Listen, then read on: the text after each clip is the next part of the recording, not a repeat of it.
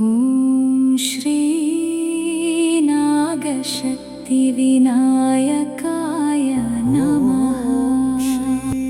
ಪವಿತ್ರ ನಾಗ, ತಮೋಗುಣ, ರಜೋಗುಣ, ಸತ್ವಗುಣ, ಷಟ್ಕೋಣ, ತ್ರಿಕೋಣ. ಶ್ರೀ ನಾಗಶಕ್ತಿ ವಿನಾಯಕ ಮಂಡಲ. ಓಂ ಶ್ರೀ ನ ಗ ಶ ತಿ ವಿ ನ ಯ ಕ ಯ ನ. ಮಹ. ಓಂ ಶ್ರೀ ನಾಗಶಕ್ತಿ ವಿನಾಯಕಾಯ ನಮಃ. ಶ್ರೀ ನಾಗಶಕ್ತಿ ವಿನಾಯಕನ ಚರಣಾರವಿಂದಗಳಿಗೆ ನಮಿಸುತ್ತಾ ಈಗ ಈ ಮಾಸದ ಗ್ರಹಗತಿಗಳನ್ನು ನೋಡೋಣ. ಓಂ ಶ್ರೀಮಾತ್ರೇ ನಮಃ. ಓಂ ಪಿತ್ರೇ ನಮಃ. ಓಂ ಗುರುಭ್ಯೋ ನಮಃ. ಓಂ ಶ್ರೀ ನಾಗಶಕ್ತಿ ವಿನಾಯಕಾಯ ನಮಃ. ಓಂ ಕುಲದೇವತಾಭ್ಯೋ ನಮಃ. ನಮಸ್ತೆ ಮಿತ್ರರೇ. ನಿಮ್ಮ ಜ್ಞಾನದ ಪರಿಧಿಯನ್ನು ಸೂಚಿಸುವ, ಹಾಗೆಯೇ ನಿಮ್ಮ ಮೂಲ ಉದ್ದೇಶವನ್ನು ಬಿಂಬಿಸುವ, ನಿಮ್ಮ ಸಂಸ್ಕಾರದ ಕನ್ನಡಿಯಂತಿರುವ ನಿಮ್ಮೆಲ್ಲರ ಕಾಮೆಂಟ್ಗಳನ್ನು ನಾನು ನಿರೀಕ್ಷಿಸ್ತೇನೆ. ದಯವಿಟ್ಟು ಕಾಮೆಂಟ್ ಮಾಡಿ, ಅದೇ ರೀತಿಯಾಗಿ ಸಬ್ಸ್ಕ್ರೈಬ್ ಮಾಡಿ, ಶೇರ್ ಮಾಡೋ ಮೂಲಕ ಪ್ರೋತ್ಸಾಹಿಸಿ ಅನೇಕರ ಜೀವನಕ್ಕೆ ಬೆಳಕಾಗಿ. ಆತ್ಮೀಯರೇ, ಈ ಒಂದು ವಿಶೇಷವಾದ ವೈಶಿಷ್ಟ್ಯತೆ ಉಳ್ಳಂತಹ ಆಷಾಢ ಮಾಸಕ್ಕೆ ತಮಗೆಲ್ಲರಿಗೂ ಕೂಡ ಆತ್ಮೀಯ ಸ್ವಾಗತ. ವಿಶೇಷವಾದ ವೈಶಿಷ್ಟ್ಯತೆ ಆಷಾಢ ಮಾಸ. ಮೊದಲು ಪೌರ್ಣಿಮೆಯು 29/7/26 ಬುಧವಾರದಂದು ಸಂಘಟಿಸುವ ಉತ್ತರಾಷಾಢ ನಕ್ಷತ್ರದಲ್ಲಿ ಸಂಘಟಿಸುವ ಪೂರ್ಣಿಮೆ, ಅದು ಬುಧವಾರದಂದು ಘಟಿಸ್ತಾ ಇದೆ. ಅದು ಉತ್ತರಾಷಾಢ ನಕ್ಷತ್ರದಲ್ಲಿ ಆಗುವುದರಿಂದ ಇದು ಆಷಾಢ ಮಾಸವಾಗಿ ಪರಿಣಮಿಸಿದೆ. ಮಕರ ರಾಶಿಯಲ್ಲಿ ಪೌರ್ಣಿಮೆಯ ಒಂದು ಚಂದ್ರನ ನೇರವಾದಂತಹ ಇನ್ನೊಂದು ಸ್ಥಳದಲ್ಲಿ, ಅರ್ಥಾತ್ ಸಪ್ತಮದಲ್ಲಿ, ಈ ಕರ್ಕಾಟಕ ರಾಶಿಯಿಂದ ಸಪ್ತಮದಲ್ಲಿ ಪೌರ್ಣಿಮೆ, ಇದು ಮೊದಲನೆಯ ವೈಶಿಷ್ಟ್ಯತೆ. ಎರಡನೆಯದಾಗಿ ಆಷಾಢ ಮಾಸ ಪ್ರಾರಂಭವಾಗ್ತಾ ಇರುವುದು 15/7, ಅವತ್ತು ಕೂಡ ಈ ಒಂದು ಬುಧವಾರವೇ ಇರುವಂಥದ್ದು. ಅಷ್ಟೇ ಅಲ್ಲ, ಬುಧಗ್ರಹ ತನ್ನ ಸ್ವಂತ ಮನೆಯಾದಂತಹ ಮಿಥುನ ರಾಶಿಯಿಂದ ಕರ್ಕಾಟಕ ರಾಶಿಗೆ ಪ್ರವೇಶ ಮಾಡ್ತಾ ಇರುವಂಥದ್ದು ಬುಧವಾರದಂದೇ. ಅಷ್ಟೇ ಅಲ್ಲ, 12/8/26 ಅಮಾವಾಸ್ಯೆ ಕೂಡ ಘಟಿಸ್ತಾ ಇರುವುದು ಬುಧವಾರದಂದೇ. ಹಾಗೆಯೇ 12/8/26 ಈ ಆಷಾಢ ಮಾಸದ ಕೊನೆ ಕೂಡ, ಆಷಾಢ ಮಾಸದ ಪ್ರಾರಂಭ ಹಾಗೂ ಪೌರ್ಣಿಮೆ ಮಧ್ಯಭಾಗ ಹಾಗೂ ಕೊನೆಯ ಭಾಗ, ಇದು ಮೂರೂ ಕೂಡ ಬುಧವಾರದಂದು ಘಟಿಸ್ತಾ ಇದೆ. ಇನ್ನು ವಿಶೇಷವಾಗಿ ಯಾವಾಗ ಈ ಬುಧವಾರದಂದು ಆಷಾಢ ಮಾಸ ಪ್ರಾರಂಭವಾಗುತ್ತೋ ಅದೊಂದು ಮಹಾಯೋಗವನ್ನು ಸೃಷ್ಟಿಸಿಕೊಂಡು ಆಷಾಢ ಮಾಸ ಪ್ರಾರಂಭ ಆಗ್ತಾ ಇದೆ. ಈ ಮಹಾಯೋಗ 12 ವರ್ಷಕ್ಕೊಮ್ಮೆಯೂ ಕೂಡ ಲಭ್ಯವಾಗುತ್ತೋ ಇಲ್ಲವೋ ಎನ್ನುವ ಅನುಮಾನ ಇದೆ. ಅತ್ಯಂತ ಮುಖ್ಯವಾಗಿ 12 ವರ್ಷಕ್ಕೊಮ್ಮೆ ಗುರು ಇಲ್ಲಿ ಬರುವಂಥದ್ದು. ಈ 12 ವರ್ಷದಲ್ಲಿ ಪುಷ್ಯ ನಕ್ಷತ್ರದಲ್ಲಿ ಗುರು ವಿರಾಜಮಾನ ಒಮ್ಮೆ ಆಗ್ತಾನೆ, 12 ವರ್ಷಕ್ಕೊಮ್ಮೆ. ಅದೇ ಸಂದರ್ಭದಲ್ಲಿ ಈ ಆಷಾಢ ಮಾಸದಲ್ಲಿ ಪೌರ್ಣಿಮೆ ಇಲ್ಲಿ ಘಟಿಸಿದಾಗ ಪುಷ್ಯ ನಕ್ಷತ್ರದಲ್ಲಿ ಅಮಾವಾಸ್ಯೆ ಘಟಿಸಿದರೆ, ಗುರುವು ಆ ಸಂದರ್ಭದಲ್ಲಿ ಪುಷ್ಯ ನಕ್ಷತ್ರದಲ್ಲಿ ಇದ್ದರೆ ಮಾತ್ರ 12 ವರ್ಷಕ್ಕೊಮ್ಮೆ ಘಟಿಸುತ್ತದೆ. ಆದರೆ ಈ ಒಂದು ಪರಾಭವ ಸಂವತ್ಸರದ ಆಷಾಢ ಮಾಸ ಎನ್ನುವಂಥದ್ದು, ಈ ಗುರುವು ಯಾವಾಗ ಇಲ್ಲಿ ವಿರಾಜಮಾನನಾಗಿದ್ದಾನೆ, ಆ 15ನೇ ತಾರೀಕು ಆಷಾಢ ಮಾಸ ಪ್ರಾರಂಭವಾಗುವ ದಿನದಂದೇ ಬುಧವಾರ ಆದರೂ ಕೂಡ, ಮರುದಿವಸ ಗುರುವಾರ ಆದರೆ ಇದು ಒಂದು ರೀತಿಯ ಗುರುಪುಷ್ಯ ಯೋಗ. ಗುರುವಾರದಂದು ಪುಷ್ಯ ನಕ್ಷತ್ರ ಬರುವಂಥದ್ದು ಒಂದು ಗುರುಪುಷ್ಯ ಯೋಗ ಆದರೆ ಅತ್ಯಂತ ಕಡಿಮೆ, ಅದಾದರೆ 5-6 ತಿಂಗಳಿಗೂ ಒಮ್ಮೆ ಬರುವಂಥದ್ದಾಗಿರುತ್ತೆ. ಇದು ಹಾಗಲ್ಲ, ಇದು ಪ್ರತಿ ಗುರುವಾರ ಬಂದಂತಹ ಪುಷ್ಯ ನಕ್ಷತ್ರದ ಗುರುಪುಷ್ಯ ಯೋಗಕ್ಕಿಂತಲೂ ಅತ್ಯಂತ ಅತ್ಯಂತ ಅತ್ಯಂತ ಪ್ರಬಲವಾದಂತಹ ಗುರುಪುಷ್ಯ ಯೋಗ ಎಂಬುದಾಗಿ ನಾವು ಪರಿಗಣಿಸ್ತಾ ಇದ್ದೇವೆ. ಯಾಕೆಂದರೆ ಗುರು ಮತ್ತು ಚಂದ್ರ ಎರಡೂ ಗ್ರಹಗಳು ಪುಷ್ಯ ನಕ್ಷತ್ರ 2ನೇ ಚರಣದಲ್ಲಿಯೇ ವಿರಾಜಮಾನನಾಗ್ತಾರೆ. ಇದು ಅತ್ಯಂತ ವೈಶಿಷ್ಟ್ಯತೆ. ಒಂದೇ ನಕ್ಷತ್ರ ಒಂದೇ ರೇಖೆಯಲ್ಲಿ ಗುರು ಉಚ್ಚ ಸ್ಥಾನದಲ್ಲಿರುವಾಗ ಆಷಾಢ ಮಾಸ ಪ್ರಾರಂಭ ಆಗುತ್ತೆ. ಹಾಗಾಗಿ ಸಂಪೂರ್ಣ ಆಷಾಢ ಮಾಸವನ್ನು ಪ್ರಬಲ ಗಜಕೇಸರಿ ಯೋಗದೊಂದಿಗೆ ಕಳೆಯುವ ಮಹಾಯೋಗ ಪ್ರತಿ ರಾಶಿಯವರಿಗೂ ಲಭ್ಯವಿದೆ. ಹಾಗಿದ್ದರೆ ಎಲ್ಲರಿಗೂ ಯಾವಾಗ ಲಭ್ಯವಾಗ್ತದೆ ಅಂತ ನಿಮ್ಮ ರಾಶಿಯ ಫಲವನ್ನು ನೋಡಿ ಅದನ್ನು ಅರ್ಥೈಸಿಕೊಂಡು ಅದನ್ನು ಅನುಸರಿಸಿದಾಗ ಖಂಡಿತವಾಗಿಯೂ ನಿಮಗೆ ಇದೊಂದು ಮಹಾಯೋಗ ಸೃಷ್ಟಿಯಾಗ್ತಾ ಇರುವುದರಲ್ಲಿ ಯಾವ ಸಂದೇಹ ಇಲ್ಲ. ಹಾಗಾಗಿ ಈ ಆಷಾಢ ಮಾಸ ಅನೇಕ ವರ್ಜ್ಯ ಮಾಸಗಳಾಗಿ ಕೆಲವರು ಆಚರಣೆ ಮಾಡಿದರೂ ಕೂಡ ಅನೇಕ ವಿಚಾರಗಳಿಗೆ ಇದು ಅತ್ಯಂತ ಮಹಾಯೋಗವನ್ನು ಕೊಡುವ ಗುರುಪುಷ್ಯ ಯೋಗದೊಂದಿಗೆ ಪ್ರಾರಂಭವಾಗುವ ಮಹಾಯೋಗವನ್ನು ನೀಡ್ತಾ ಇದೆ. ಇಂತಹ ಒಂದು ಆಷಾಢ ಮಾಸ ಆ ವಿಶೇಷ ಗುರು ಪೂರ್ಣಿಮೆಗೆ ಸಾಕ್ಷಿ ಆಗ್ತಾ ಇದೆ. ಹಾಗಾಗಿ ಗುರು ಪೂರ್ಣಿಮೆಯ ಶುಭಾಶಯಗಳೊಂದಿಗೆ ಮಿತ್ರರೇ ಈ ರಾಶಿ ಫಲವನ್ನು ಪ್ರಾರಂಭ ಮಾಡೋಣ. ಸಿಂಹ ರಾಶಿಯ ಅಧಿಪತಿಯಾದಂತಹ ರವಿಯು ಏಕಾದಶದಿಂದ ದ್ವಾದಶ ಅಂದರೆ ವ್ಯಯಸ್ಥಾನಕ್ಕೆ 17/7/26 ಬಂದು ಕರ್ಕಾಟಕ ಸಂಕ್ರಮಣವನ್ನು ಮಾಡುವುದರ ಜೊತೆಗೆ ದಕ್ಷಿಣಾಯನಕ್ಕೆ ಚಾಲನೆಯನ್ನು ನೀಡ್ತಾ ಇದ್ದಾನೆ. ಕರ್ಕಾಟಕ ಸಂಕ್ರಾಂತಿ ವೃತ್ತವನ್ನು ಪ್ರವೇಶಿಸುವ ರವಿಯು ಈ ಒಂದು ದಕ್ಷಿಣಾಯನಕ್ಕೆ ಪ್ರಾರಂಭ ಮಾಡುತ್ತಾ ಸಿಂಹ ರಾಶಿಯ ಅಧಿಪತಿಯಾಗಿ ತನ್ನ ಸ್ಥಾನದಿಂದ ವ್ಯಯಸ್ಥಾನದಲ್ಲಿ ಇರುವಂಥದ್ದು. ಹಾಗಾಗಿ ಮೊದಲು ಸಿಂಹರಾಶಿಯವರು ಆರೋಗ್ಯದ ಬಗ್ಗೆ ಅತಿ ಹೆಚ್ಚಿನ ಚಿಂತನೆ ಮಾಡಬೇಕು. ಅಷ್ಟೇ ಅಲ್ಲ, ಅಲೌಕಿಕ ಚಿಂತನೆಯ ಕೊರತೆಯಾಗುವ ಲಕ್ಷಣಗಳಿರುವುದರಿಂದಾಗಿ ಆಂತರಿಕವಾದ ಚಿಂತನೆಯ ಭಾವ ಹೆಚ್ಚಾಗಿ ಆಂತರಿಕವಾಗಿ ಆಳವಾಗಿ ಚಿಂತನೆ ಮಾಡುವಂತಹ, ಧ್ಯಾನ ಮಾಡುವಂತಹ ಸ್ಥಿತಿಗತಿಗಳಿಗೆ ಹೋದಾಗ ನಿಮ್ಮ ಅನೇಕ ದೋಷಗಳು ನಿವಾರಣೆಯಾಗಿ, ಅದೇ ರವಿಗ್ರಹವು ಗುರುಗ್ರಹದ ಜೊತೆಗೆ ಇರುವುದರಿಂದ, ಗುರುವೂ ಕೂಡ 12ನೇ ಮನೆಯಲ್ಲಿದ್ದು ಗುರುವಿನ ಬಲ ಕಡಿಮೆ ಇರುವುದರಿಂದಾಗಿ ಈ ಬಾರಿಯ ಗುರು ಪೂರ್ಣಿಮೆ ಎಂದೇ ನೀವು ಅದು 6ನೇ ಮನೆಯಲ್ಲಿ ಪೂರ್ಣಿಮೆ ಸಂಘಟಿಸ್ತಾ ಇದೆ. ಹಾಗಾಗಿ ಈ ಗುರು ಪೂರ್ಣಿಮೆಯು ಕೂಡ ಅಸ್ಥಾನದಲ್ಲಿ ಕಂಡುಬಂದು ಗುರು ಆಶೀರ್ವಾದ ಬಲ ಕಡಿಮೆ ಆಗುವ ಯೋಗದಂತೆ ಮೇಲ್ನೋಟಕ್ಕೆ ಕಂಡು ಬರುವಂಥ ವಿಚಾರ. ಆದರೆ ಇಲ್ಲಿ ಅನೇಕ ವಿಚಾರಗಳಿವೆ.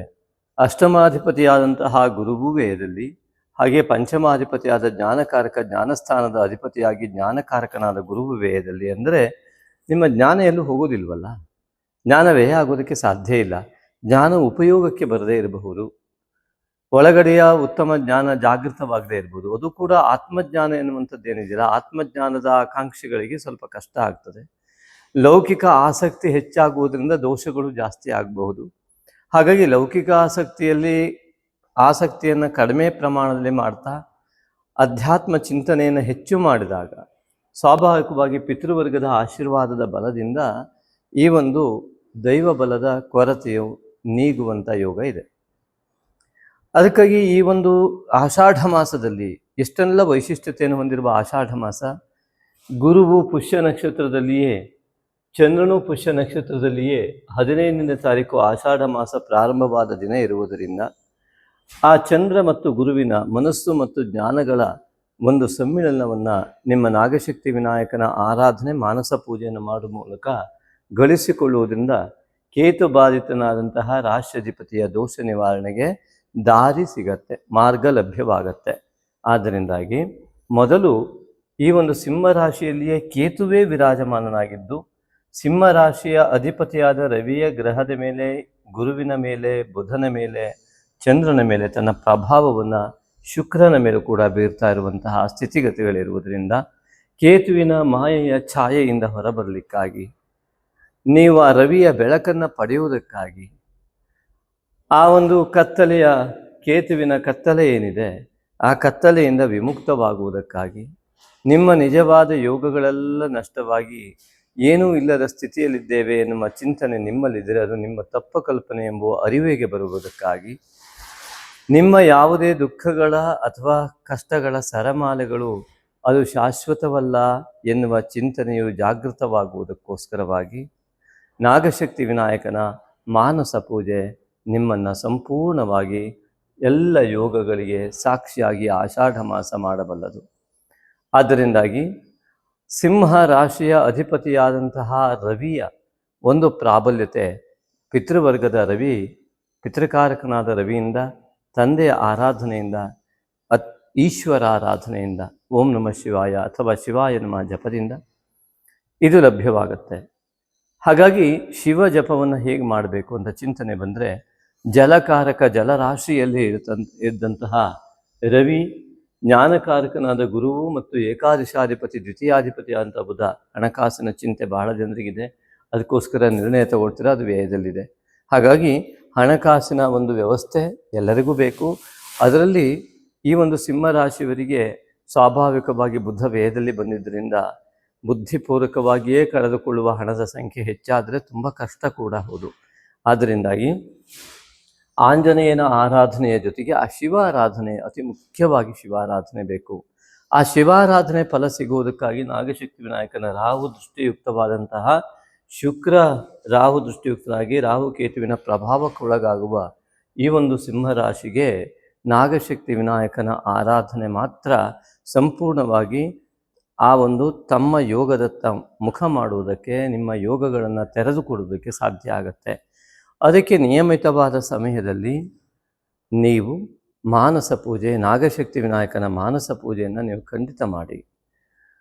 ಒಮ್ಮೆ ಗೊತ್ತಿಲ್ಲದಿದ್ದವರು ಮಾನಸ ಪೂಜೆ ಅಂತ ನಮಗೆ ವಾಟ್ಸಪ್ ಮಾಡುವ ಮೂಲಕ ಆ ಮಾನಸ ಪೂಜೆಯನ್ನು ನೀವು PDF ಮತ್ತು ಆ ಒಂದು ವಿಡಿಯೋವನ್ನು ಗಳಿಸ್ಕೊಳ್ಬೋದು.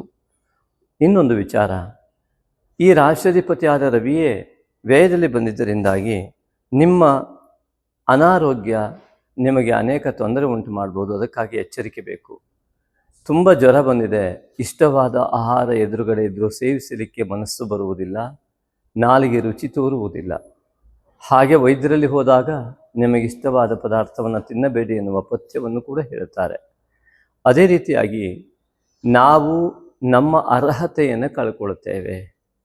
ನಮ್ಮ ಕ್ರಿಯೆಗಳಿಂದ ನಮಗಾದ ಯೋಗಕ್ಕೆ ಬರುವ ರೋಗದಿಂದಾಗಿ ನಮ್ಮ ನಿಜವಾದಂಥ ದೈವೀ ಬಲವನ್ನು ಪಡೆದುಕೊಳ್ಳುವ ಅರ್ಹತೆಯನ್ನು ಕಳ್ಕೊಳ್ಳುತ್ತೇವೆ. ದೇಹಕ್ಕೆ ಬಂದ ರೋಗದಿಂದಾಗಿ ನಮ್ಮ ದೇಹಕ್ಕೆ ರುಚಿಕರವಾಗಿ, ಮನಸ್ಸಿಗೆ ರುಚಿಕರವಾಗಿ ಗೋಚರಿಸುವ ಅನೇಕ ಪದಾರ್ಥಗಳನ್ನು ಪಡೆಯುವ ಅರ್ಹತೆಯನ್ನು ನಾವು ಕಳೆದುಕೊಳ್ಳುತ್ತೇವೆ. ಅದೇ ರೀತಿಯಾಗಿ ರೋಗ ಯಾವ ರೀತಿಯಾಗಿ ದೇಹವನ್ನು ಬಾಧಿಸ್ತದೆಯೋ ಹಾಗೆ ಯೋಗವನ್ನು ಕೂಡ ಬಾಧಿಸ್ತದೆ. ಆದ್ದರಿಂದಾಗಿ ಆ ರೋಗ ಯಾವ ರೋಗ? ಸ್ಥೂಲ ಶರೀರ ಮತ್ತು ಸೂಕ್ಷ್ಮ ಶರೀರದಲ್ಲಿ ಸೂಕ್ಷ್ಮ ಶರೀರಕ್ಕೆ ಬರುವ ರೋಗಗಳೇ ಅನೇಕ ವಿಧವಾದ ಯೋಗಗಳಿಗೆ ಬಾಧೆಯನ್ನು ಉಂಟು ಮಾಡ್ತವೆ ರೋಗದ ರೂಪದಲ್ಲಿ. ಆ ಯೋಗಗಳಿಗೆ ಇರುವ ರೋಗಗಳು ಯಾವುದು ಅಂತಂದರೆ ಮೊದಲು ಕೇತು ದೋಷ ಮತ್ತು ರಾಹು ದೋಷ. ಅದಕ್ಕಾಗಿಯೇ ನಾಗಶಕ್ತಿ ವಿನಾಯಕನ ಆರಾಧನೆಯೇ ಆ ರೋಗ ವಿಮುಖತೆಗೆ ಕಾರಣ. ಅದನ್ನು ಮಾಡಿಕೊಂಡಾಗ ನೀವು ರವಿಯ ಅಧಿಪತ್ಯವುಳ್ಳ ರಾಶಿಯುಳ್ಳವರಾಗಿದ್ದರಿಂದ ಈಶ್ವರನ ಒಂದು ಆರಾಧನೆ ಅತ್ಯಂತ ಶುಭ ಫಲವನ್ನು ನಿಮಗೆ ನೀಡುತ್ತೆ. ಆದರೆ ರವಿಗ್ರಹವೇ ವ್ಯಯದಲ್ಲಿ ವಿರಾಜಮಾನವಾಗಿರುವಾಗ ಇದರ ಫಲವನ್ನು ಪಡೆಯುವಲ್ಲಿ ನಾವೇ ಅಥವಾ ನೀವೇ ಸಿಂಹರಾಶಿಯವರೇ ಅರ್ಹತೆಯನ್ನು ಕಳೆದುಕೊಳ್ತೇವೆ. ಆದ್ದರಿಂದ ಅರ್ಹತೆಯನ್ನು ಪಡೆಯುವುದಕ್ಕಾಗಿ ಬೇಕಾದ ಔಷಧವೇ ನಾಗಶಕ್ತಿ ವಿನಾಯಕನ ಆರಾಧನೆಯ ಜೊತೆಗೆ ಶಿವಾರಾಧನೆ. ಜಲರಾಶಿಯಲ್ಲಿರುವಂತಹ ರವಿಗ್ರಹದ ಆರಾಧನೆ ಆಷಾಢ ಮಾಸದಲ್ಲಿ ಹೇಗಾಗಬೇಕು ಎನ್ನುವ ಚಿಂತನೆ ಬಂದಾಗ ಮಾನಸ ಪೂಜೆ ಅತ್ಯಂತ ಶ್ರೇಷ್ಠ. ಅದಕ್ಕಾಗಿ ನಾಗಶಕ್ತಿ ವಿನಾಯಕನ ಮಾನಸ ಪೂಜೆ ಹೇಳಿದಂತೆ ರತ್ನೈಃ ಕಲ್ಪಿತಮಾಸನಂ ಹಿಮಜಲೈಃ ಸ್ನಾನಂಚ ದಿವ್ಯಾಂಬರಂ ಎನ್ನುವಂತಹ ಶಂಕರಾಚಾರ್ಯರ ಶಿವಮಾನಸ ಪೂಜೆಯನ್ನು ದಿನಕ್ಕೆ 21 ಬಾರಿ ಹೇಳುವಂಥದ್ದು. ಮತ್ತು ಅದರಲ್ಲೂ ವಿಶಿಷ್ಟವಾಗಿ 21 ಅಥವಾ 11 ಏಕಾದಶರ ರುದ್ರರ ಸ್ಥಾನದಲ್ಲಿ 11 ಬಾರಿ ಆದರೂ ನೀವು ಹೇಳುವಂಥದ್ದು. ಜೊತೆಗೆ ಆ ಒಂದು ಶ್ಲೋಕವನ್ನು ಅರ್ಥಸಹಿತವಾಗಿ ಅವಗಮನ ಮಾಡಿಕೊಂಡು ಹೇಳುವಂಥದ್ದು. ಆ ಮೂಲಕ ಸ್ಥಿರವಾದ ಸಮಯದಲ್ಲಿ, ಸ್ಥಿರವಾದ ಮನಸ್ಸಿನಿಂದ, ಸ್ಥಿರವಾದ ಶ್ರದ್ಧಾಭಕ್ತಿಯ ಭಾವದಿಂದ ಭಗವಂತನ ಇರುವಿಕೆಯ ಮೇಲೆ ಸ್ಥಿರವಾದ ನಂಬಿಕೆಯನ್ನು ಇಟ್ಟು ಭಗವಂತನನ್ನು ಮನಸ್ಸಿನಲ್ಲಿ ಧ್ಯಾನಿಸಿಕೊಳ್ಳುವ ರೀತಿ ಅಮರನಾಥದಂತೆ ಒಂದು ಅಲ್ಲಿ ಹಿಮಲಿಂಗವಿದ್ದಂತೆ ಮನಸ್ಸಿನಲ್ಲಿ ಒಂದು ಸ್ಫಟಿಕ ಲಿಂಗ ಮನಸ್ಸಿನ ಪರದೆಯ ಮೇಲೆ, ಶಾಂತವಾದ ಮನಸ್ಸಿನ ಪರದೆಯ ಮೇಲೆ ಮೂಡಬೇಕು.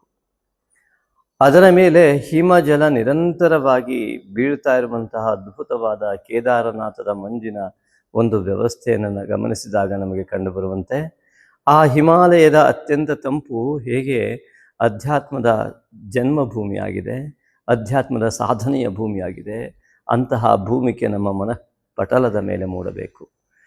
ಆ ಒಂದು ತಂಪಾದ ಗಂಗಾಜಲ ಆ ಈಶ್ವರ ಸ್ಫಟಿಕ ಲಿಂಗದ ಮೇಲೆ ಬಿದ್ದಂತೆ ಭಾವಿಸುವ ಮಹಾ ಮನಸ್ಸಿನ ಶಕ್ತಿಯನ್ನು ಉಪಯೋಗಿಸಿಕೊಂಡು ಅಲ್ಲಿಯೇ ನಾವಿರುವಷ್ಟು ಸಂಪೂರ್ಣ ಭಾವದಿಂದ ನಾವು ಉಳಿದುಕೊಂಡಾಗ, ನಾವು ಅದೇ ಹಿಮಾಲಯದ ತಪ್ಪಲಲ್ಲಿದ್ದಂತೆ ಭಾಸವಾದಾಗ ಅತಿ ತಂಪಿನ ಒಂದು ನೀರು ಗಂಗಾಜಲ ಆ ಸ್ಫಟಿಕ ಲಿಂಗದಲ್ಲೇ ಬಿದ್ದಂತೆ ಆಗ್ತಾ ಇರುವ ಹಾಗೆ ಓಂ ನಮಃ ಶಿವಾಯ ಜಪವನ್ನು ನಿರಂತರವಾಗಿ ಮನಸ್ಸು ಶಾಂತವಾಗುವವರೆಗೆ, ಶಾಂತವಾದ ಮನಸ್ಸಿನಿಂದಲೇ ಎಷ್ಟು ಸಮಯವಾಗುತ್ತೋ ಅಷ್ಟು ಸಮಯ ಅದನ್ನು ಮಾಡುವಂಥದ್ದು ಆಷಾಢ ಮಾಸದಲ್ಲಿ ನಿಮಗೆ ಅತ್ಯಂತ ಉನ್ನತಿಯನ್ನು ಉಂಟು ಮಾಡುವ ಮಹಾಯೋಗವನ್ನು ಕರುಣಿಸುವಂತಹ ವ್ಯವಸ್ಥೆ ಆಗಿದೆ.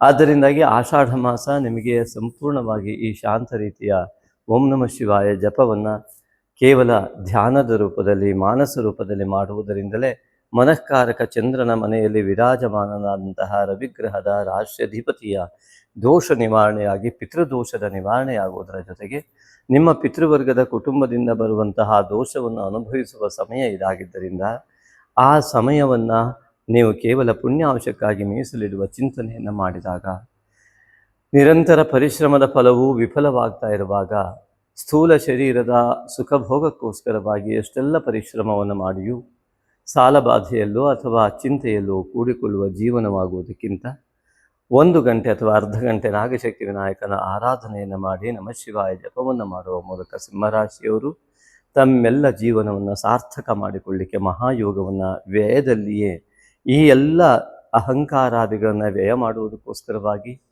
ಮತ್ತು ನಿಸ್ವಾರ್ಥತೆಯನ್ನು ಪಡೆಯುವುದಕ್ಕಾಗಿ ನಿರಹಂಕಾರದ ಜ್ಞಾನವನ್ನು ಪಡೆಯುವುದಕ್ಕಾಗಿ ಜ್ಞಾನಕಾರಕ ಗುರುವು ವ್ಯಯದಲ್ಲಿಯೂ ಹಾಗೂ ಅಹಂಕಾರಕಾರಕನಾದಂತಹ ರಾಷ್ಟ್ರಾಧಿಪತಿಯು ವೇದದಲ್ಲಿಯೂ ಇರುವುದರಿಂದ ಆ ಶಿವನಲ್ಲಿ ನಿಮ್ಮ ಅಹಂಕಾರವನ್ನು ಸಮರ್ಪಣೆ ಮಾಡುವುದರಿಂದ ಯಾವ ಅಜ್ಞಾನವೆನ್ನುವ ಅಹಂಕಾರವಿದೆ ಅದು ತೊಲಗಿ ನನ್ನೊಳಗೊಂದು ಆತ್ಮ ಇದೆ ಎನ್ನುವ ಅಹಂ ಭಾವವು ಜಾಗೃತವಾಗಿ ಜ್ಞಾನಾವಸ್ಥೆಯಲ್ಲಿ ಅದನ್ನು ಪಡೆಯುವ ಚಿಂತನೆ ನಿಮ್ಮ ಮನಸ್ಸಿಗೆ ಬರ್ತದೆಯೋ ಅಂದಿನಿಂದ ನಿಮ್ಮ ಪಿತೃವರ್ಗದ ದೋಷ ನಿವಾರಣೆಯಾಗುವ ಮೂಲಕವಾಗಿ ಆಂಜನೇಯನ ಆರಾಧನೆಯವರಿಗೆ ಸಾಫಲ್ಯತೆಯನ್ನು ನೀಡುವಂಥದ್ದು.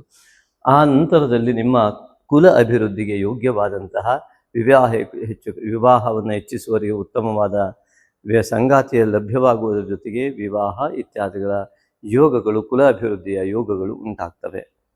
ಅನೇಕರಿಗೆ ವಿವಾಹದ ವಿಚಾರದಲ್ಲಿ ತುಂಬ ಗೊಂದಲ ಇದೆ. ಎಷ್ಟು ಪ್ರಯತ್ನ ಪಟ್ಟರು, ಏನೋ ಶಾಂತಿ ಮಾಡಿದ್ರು ಏನೂ ಆಗ್ತಾ ಇಲ್ಲ, ಯಾಕೆ ಇತ್ಯಾದಿಗಳೆಲ್ಲ ಇರ್ತದೆ. ಅದಕ್ಕಾಗಿ ಜಾತಕ ಪರಿಶೀಲನೆ ಸರಿಯಾದ ಕ್ರಮದಲ್ಲಿ ಮಾಡಿಕೊಂಡು ಸರಿಯಾದ ಪರಿಹಾರ ಮಾಡಿಕೊಳ್ಳುವುದು ಒಳ್ಳೆಯದು. ಅದರಲ್ಲೂ ವಿಶೇಷವಾಗಿ ಈಗ ಹೇಳಿದ ವಿಚಾರವನ್ನು ಮಾಡಿದ್ರೆ ನಿಮಗೆ ಸರಿಯಾದ ಮಾರ್ಗ ಲಭ್ಯವಾಗಬಹುದು. ಅದಕ್ಕಾಗಿ ನಿಮ್ಮ ಸಂಸ್ಕಾರದ ನೆಲೆಗಟ್ಟಿನಲ್ಲಿ, ನಿಮ್ಮ ಜ್ಞಾನದ ಪರಿಧಿಯಲ್ಲಿ, ನಿಮ್ಮ ಚಿಂತನೆಯನ್ನೇ ಆ ಒಂದು ಆಧಾರವಾಗಿಟ್ಟುಕೊಂಡು ನಾವು ಹೇಳುವ ವಿಷಯಗಳನ್ನು ನಿಮ್ಮ ಚಿಂತನೆಗೆ ಒಳಪಡಿಸಿ, ಚರ್ಚೆಗೆ ಒಳಪಡಿಸಿ ನೀವು ಕ್ರಿಯಾಶೀಲರಾಗಿ ಆ ಉತ್ತಮ ಫಲವನ್ನು ಪಡೆಯುವಂತಾಗಲಿ ಎಂಬುದಾಗಿ ಶ್ರೀ ನಾಗಶಕ್ತಿ ವಿನಾಯಕನಲ್ಲಿ ನಾವು ಅತ್ಯಂತ ಭಕ್ತಿಪೂರ್ವಕವಾಗಿ ನಿಮ್ಮ ಪರವಾಗಿ ಪ್ರಾರ್ಥನೆ ಮಾಡುವುದರ ಜೊತೆಗೆ ಪ್ರತಿ ಅಮಾವಾಸ್ಯೆ ಮತ್ತು ಹುಣ್ಣಿಮೆಯಂದು ಮಾಡುವ ಶ್ರೀ ನಾಗಶಕ್ತಿ ವಿನಾಯಕನ ಮೂಲ ಮಂತ್ರ ಹವನಕ್ಕೆ ತಮಗೂ ಕೂಡ ಅವಕಾಶ ಕಲ್ಪಿಸಿಕೊಟ್ಟಿದ್ದೇವೆ. ಅದರಲ್ಲಿ ನಿಮ್ಮ ಇಷ್ಟವಾದ ಕಾಣಿಕೆಯನ್ನು ಕಳಿಸುವ ಮೂಲಕ ಶ್ರೀ ನಾಗಶಕ್ತಿ ವಿನಾಯಕನ ಪ್ರಸಾದ ಭಾಜನರಾಗಬಹುದು. ಆದ್ದರಿಂದ ಆ ಒಂದು ವಿಶೇಷವಾದ ವ್ಯವಸ್ಥೆ ಈ ಒಂದು ಕರ್ಕಾಟಕ ರಾಶಿಯಲ್ಲಿ ಗ್ರಹ ಸ್ಥಿತಿಯಲ್ಲಿ ಭೌಗೋಳಿಕವಾದ ಸತ್ಯವಾಗಿದ್ದು, ಭೌಗೋಳಿಕವಾಗಿರ್ತಕ್ಕಂತಹ ಈ ಒಂದು ಆತ್ಮಕಾರಕ, ಮನಃಕಾರಕ ಚಂದ್ರ, ಆತ್ಮಕಾರಕ ರವಿ, ಬುದ್ಧಿಕಾರಕ ಬುಧ, ಜ್ಞಾನಕಾರಕ ಗುರು, ಜ್ಞಾನ ಬುದ್ಧಿ ಮನಸ್ಸು ಮತ್ತು ಆತ್ಮ ಒಳಗಡೆಯ ಆ ಸ್ಥೂಲ ಶರೀರದ ಸಂಪೂರ್ಣ ಕ್ರಿಯಾಶೀಲತೆ ಉಂಟಾಗಿರುವಂಥದ್ದು ಸಿಂಹ ರಾಶಿಯವರಿಗೆ ವ್ಯಯದಲ್ಲಿ. ಇದಕ್ಕಾಗಿಯೇ ನಾನು ಮತ್ತೆ ಹೇಳಿದೆ, ಈ ವ್ಯಯತ್ವ ಒಳ್ಳೆಯದಲ್ಲ, ಇದನ್ನು ಒಳ್ಳೆಯದಾಗಿಸಿಕೊಳ್ಳಿ. ಹಾಗಾಗಿ ನೀವು ಏನು ಮಾಡಬೇಕು, ಅಧ್ಯಾತ್ಮ ಚಿಂತನೆಯಿಂದ ವಿಮುಖರಾಗುವ, ದೇವತಾ ಭಾವ, ದೇವರಲ್ಲಿ ಶ್ರದ್ಧೆ ನಂಬಿಕೆ ಕಳೆದುಕೊಳ್ಳುವ ಸ್ಥಿತಿಗೆ ಹೋಗಬೇಡಿ, ಅದೇ ದೋಷ. ಆದ್ದರಿಂದಾಗಿ ಗುರು ಹಿರಿಯರನ್ನು ಗೌರವಿಸುತ್ತಾ ತಾಯಿ ತಂದೆಯೇ ಗುರು ಎಂದು ಭಾವಿಸಿ ಪಿತೃಕಾರಕನಾದ ರವಿಯೇ ನಿಮ್ಮ ರಾಶಿಯ ಅಧಿಪತಿಯಾಗಿ ಅವನೇ ವ್ಯಯನಾಗುವುದರಿಂದ ಪಿತೃಗಳಿಗೆ ನಿತ್ಯ ನಮಸ್ಕಾರ ಮಾಡಿ ತರ್ಪಣ ಕೊಡುವಂಥವರು ಕೊಡಿ. ಅದೇ ರೀತಿಯಾಗಿ ಅಮಾವಾಸ್ಯೆಯ ತರ್ಪಣ, ಪೌರ್ಣಿಮೆಯ ತರ್ಪಣ ನಿಮಗೆ ಅತ್ಯಂತ ಉನ್ನತಿಯನ್ನು ಕೊಡ್ತಕ್ಕಂಥದ್ದು. ಇದು ಅತ್ಯಂತ ಮುಖ್ಯವಾಗಿ ಸಿಂಹರಾಶಿಯವರು ಆಚರಣೆ ಮಾಡಲೇಬೇಕಾದ ಸ್ಥಿತಿಗತಿಗಳಿರುವಂತಹ ಆಷಾಢ ಮಾಸ ಆಗಿದೆ. ಆದ್ದರಿಂದಾಗಿ ಕೇತುವಿನ ಛಾಯೆಯಿಂದ ನೀವು ಹೊರಬರೆದಿದ್ದರೆ ನಾವು ಹೇಳುವ ಮಾತುಗಳೆಲ್ಲವೂ ಕೂಡ ಮಾಯೆಯ ಮಾತುಗಳಾಗಿ ಪರಿಣಮಿಸ್ತದೆ. ಇದೆಲ್ಲ ಯಾವುದೋ ರೀತಿಯಾದ ಹೇಳಿಕೆಗಳು, ಇದು ಯಾವುದು ಸತ್ಯ ಅಲ್ಲನ್ನ ಭಾಸವಾಗ್ತದೆ. ಆದ್ದರಿಂದಾಗಿ ನಾವು ಹೇಳುವ ಮಾತುಗಳು ಕೂಡ ನಿಮಗೆ ಅದು ಸರಿ ಅನ್ನಿಸದೆ ಹೋಗಬಹುದು ಕೇತುವಿನ ಒಂದು ಪ್ರಭಾವದಿಂದ. ಯಾವ ಒಳ್ಳೆಯ ಮಾತುಗಳು, ಯಾವ ಗುರು ಹಿರಿಯರ ಮಾತುಗಳು, ನಿಮ್ಮ ತಾಯಿ ತಂದೆಯ ಮಾತುಗಳೇ ನಿಮಗೆ ಇಷ್ಟವಾಗದೆ ಹೋಗಬಹುದು. ಅದೇ ಕೇತುವಿನ ಮಾಯೆ, ಕೇತುವಿನ ಛಾಯೆಯ ಮಾಯೆ. ಅದನ್ನು ನಿವಾರಿಸಿಕೊಳ್ಳಿಕ್ಕೆ ನಿಮ್ಮ ಮನಸ್ಸಿಗೆ ಆವರಿಸುವಂತಹ ಈ ಒಂದು ವಿಘ್ನದ ನಿವಾರಣೆಗೆ ನಾಗಶಕ್ತಿ ವಿನಾಯಕನ ಆರಾಧನೆ, ಮಾನಸ ಪೂಜೆ ತುಂಬಬೇಕು.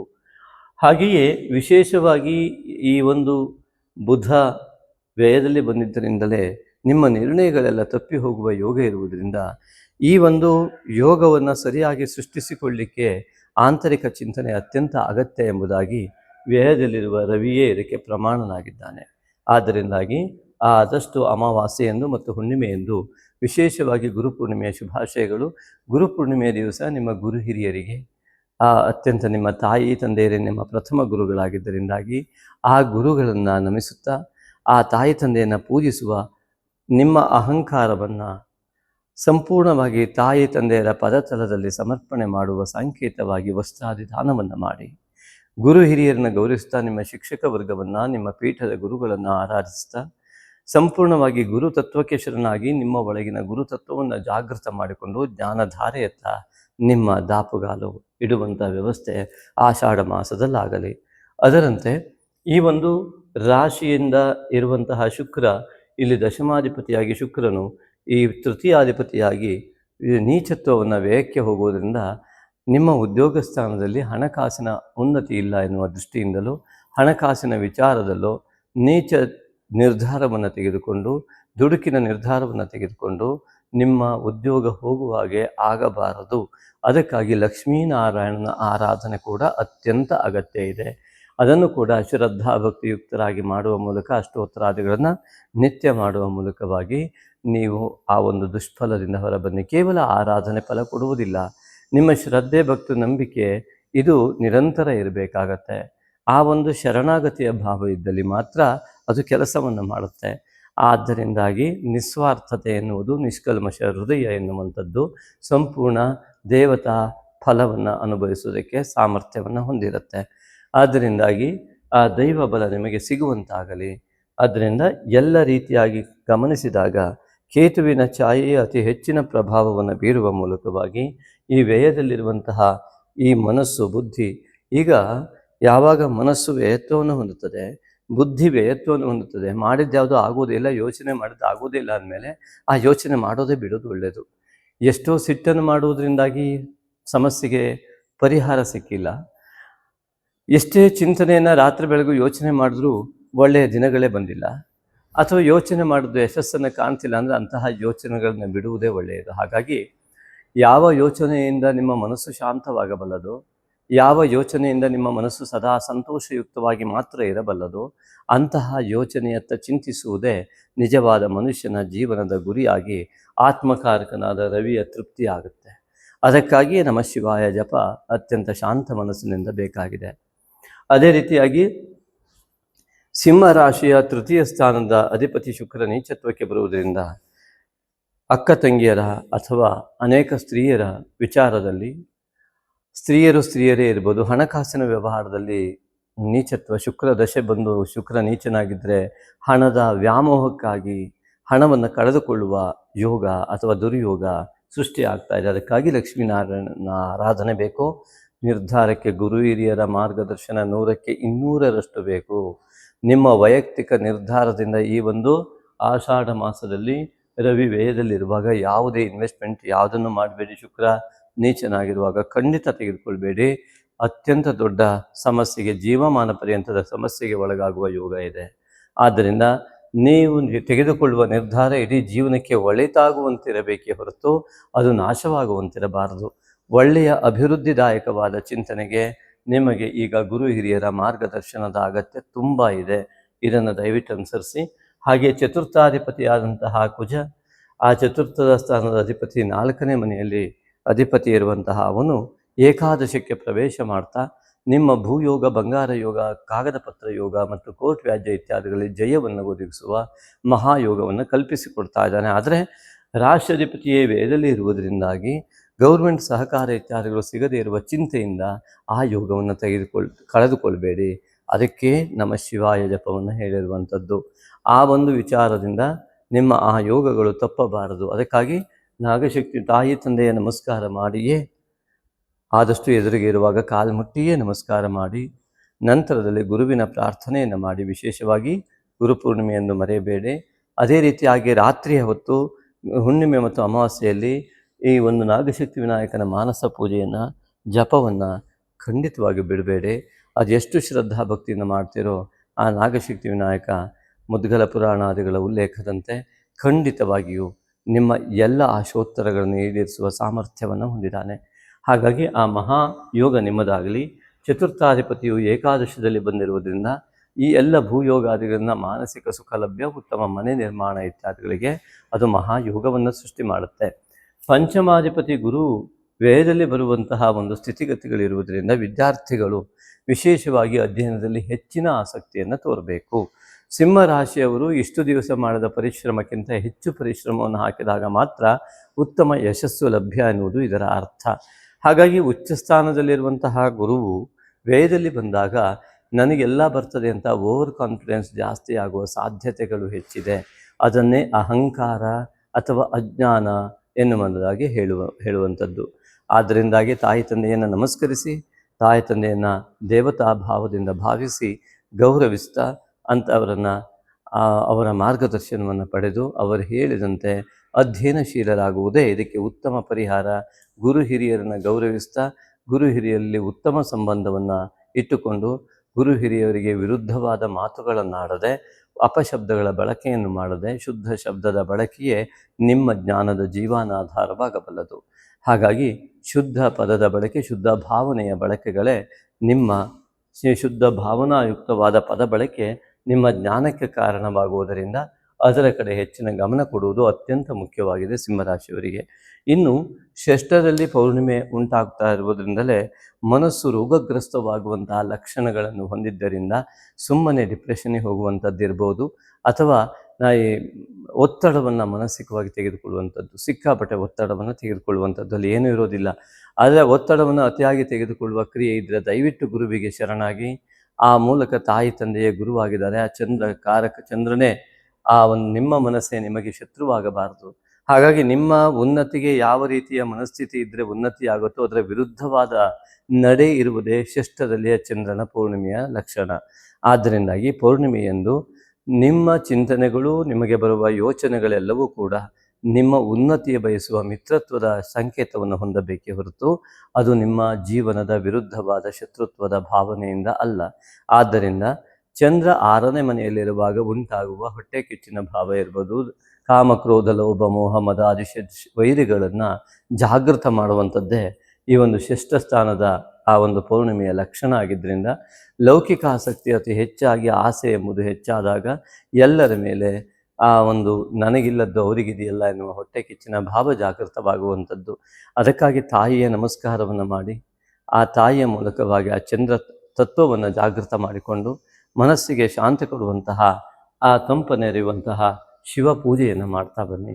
ಅದರ ವಿಘ್ನ ನಿವಾರಣೆಗಾಗಿ ನಾಗಶಕ್ತಿ ವಿನಾಯಕನ ಆರಾಧನೆಯನ್ನು ಮಾಡಿಕೊಂಡೇ ಮಾಡಿ.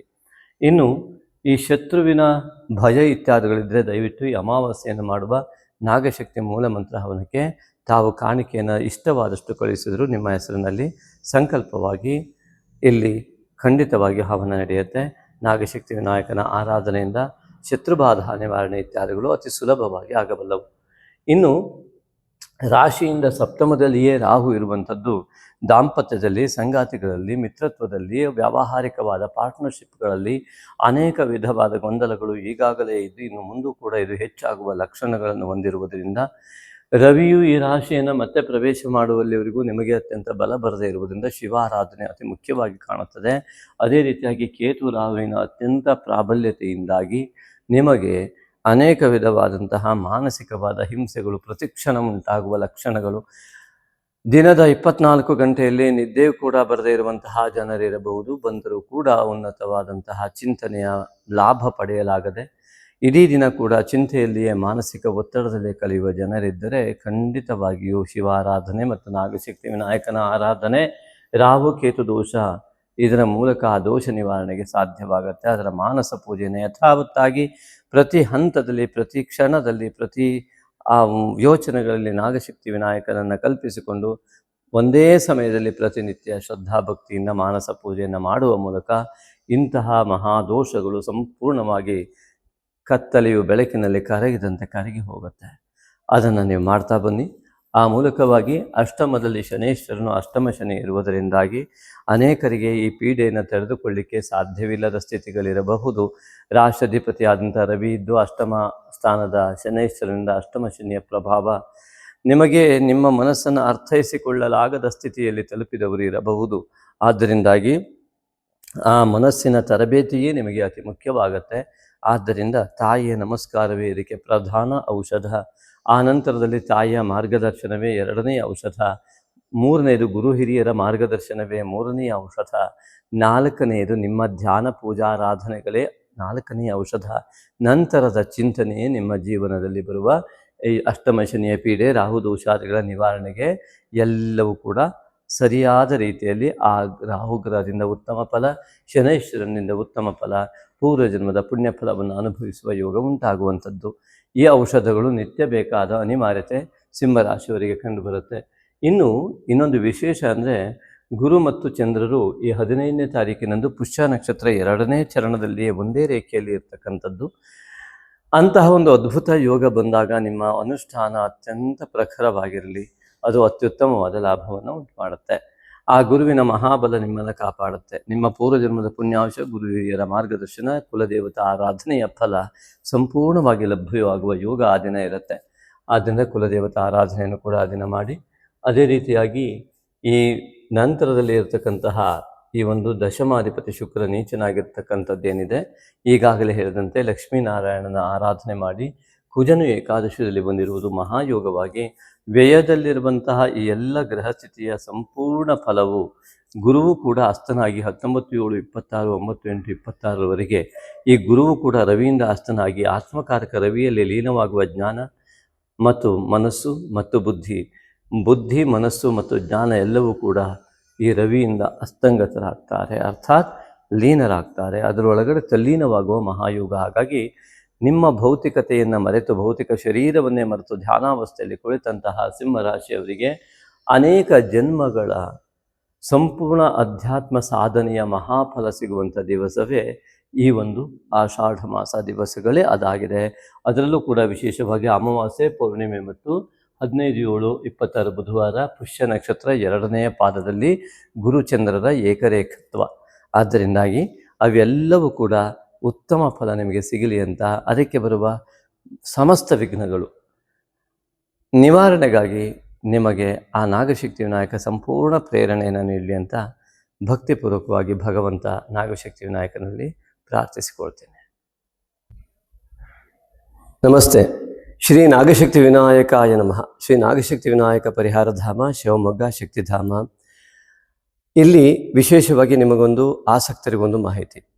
ಪ್ರತಿ ಹುಣ್ಣಿಮೆಯೆಂದು ಮಾಡುವ ನಾಗಶಕ್ತಿ ವಿನಾಯಕ ಮೂಲಮಂತ್ರ ಹವನಕ್ಕೆ ಮತ್ತು ಅಮಾವಾಸ್ಯೆಯನ್ನು ಮಾಡುವ ಶ್ರೀ ನಾಗಶಕ್ತಿ ವಿನಾಯಕ ಮೂಲಮಂತ್ರ ಹವನಕ್ಕೆ ತಮಗೆಲ್ಲರಿಗೂ ಕೂಡ ಆತ್ಮೀಯವಾದಂತಹ ಸ್ವಾಗತದೊಂದಿಗೆ ಅವಕಾಶವನ್ನು ಕೊಡ್ತಾ ಇದ್ದೇವೆ.